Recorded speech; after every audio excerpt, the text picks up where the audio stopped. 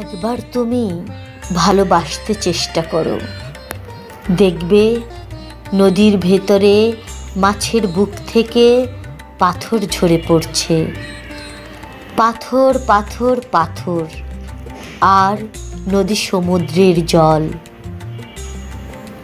নীল পাথর লাল হচ্ছে, লাল পাথর নীল। একবার তুমি ভালোবাসতে চেষ্টা করো, বুকের ভেতরে কিছু পাথর থাকা ভালো। ধ্বনি দিলে প্রতিধ্বনি পাওয়া যায়।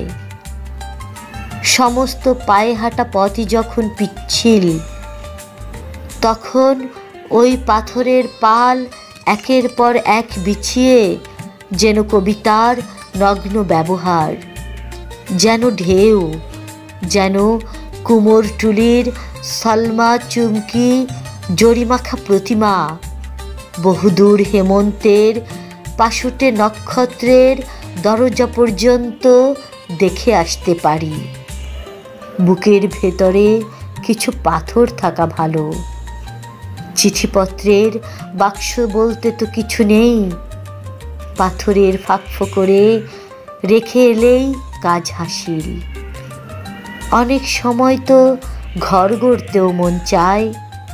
মাছের বুকের পাথর ক্রমেই আমাদের বুকে এসে জায়গা করে নিচ্ছে। আমাদের সবই দরকার। আমরা ঘরবাড়ি গড়ব, সভ্যতার একটা স্থায়ী স্তম্ভ তুলে ধরব।